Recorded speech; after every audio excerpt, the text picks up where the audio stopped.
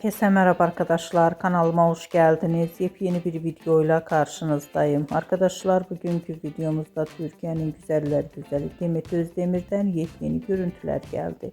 Ben de bu muhteşem görüntüleri sizler için YouTube kanalımda video halinde sunuyorum. Umarım beğenirsiniz.